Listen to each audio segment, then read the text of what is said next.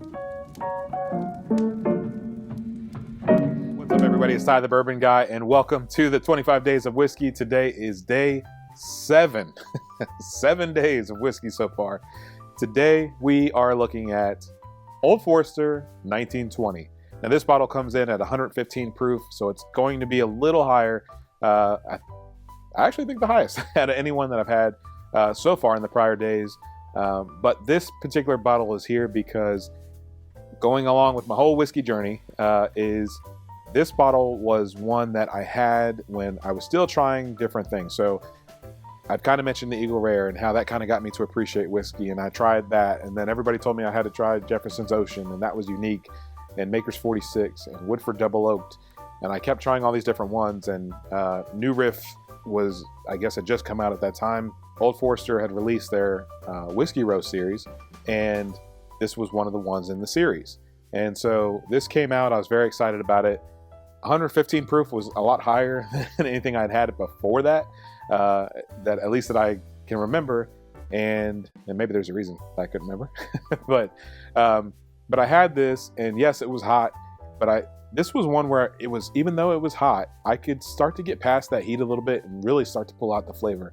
Old Forester 1920, in my opinion, has a lot of depth to it and deep notes. So it's not one, and it's obviously not watered down. It's 115 proof, but it's one that the flavors really come through. It is a heavier whiskey, is I guess the better way to explain it. It's just it's got that depth of flavor.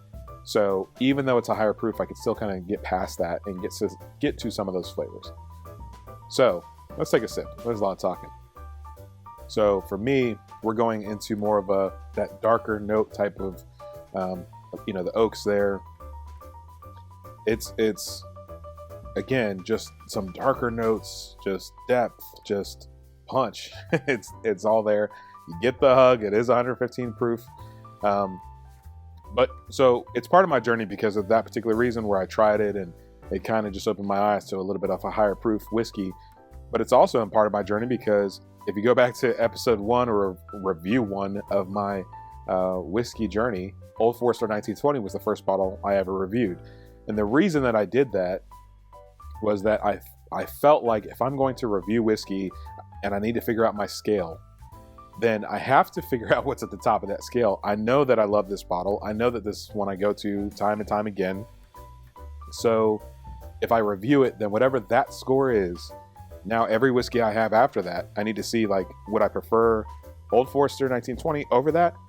Or would I prefer whatever bottle I'm reviewing over Old Forester 1920? And that kind of became my standard. So for me, it was just an easy decision to make that my first review, because after that I can kind of just determine where I'm at in my reviews. So there's some that I've had that are amazing, and I'm like, man, I would grab that over Old Forester 1920. And then there's some that it's like, yeah, it's good, not as good as this. And so I know to rate that a little differently. So it's not the best video ever. It's not supposed to be. It's my very first review ever on YouTube, but it is out there, and I will maybe put one of those little things up here in order for you to go check it out. But just a really cool part of my whiskey journey. And even though I had been on social media and doing all those things, I hadn't really done much with YouTube, and a lot of people actually asked if I would do reviews. I always have a hard time reviewing whiskey because I know that just because I may not like it doesn't mean that's a bad whiskey at all. It just means that I don't like it, and that's okay. So I always have a hard time reviewing whiskey, but I would just say anytime you watch anybody that does any of these reviews, just remember that it's so subjective, and your decisions and your choices are going to be way different than mine, and that's okay. That's what it's all about. But again, a lot of talking. Let's finish drinking. Cheers. I've kind of mentioned this before, but I think with price and availability, I think that starts to mess with our thought process over what's a good whiskey and what's not. Some whiskeys that are harder to find, and therefore the price is higher, in my opinion, is not as good. Some of them are not as good as this Old Forester 1920. This is pretty much available everywhere. And in my area, I can actually find it on sale. There's one particular place once a year that drops this price down to about $45. So normally that's when I stock up. But, on a normal day, you can find it anywhere between 50, 60-ish. So at that price and the fact that it's everywhere, fantastic bottle. I'd highly suggest it if you haven't checked it out. And even if you're still kind of warming up to higher proofs, see what I did there, warming up.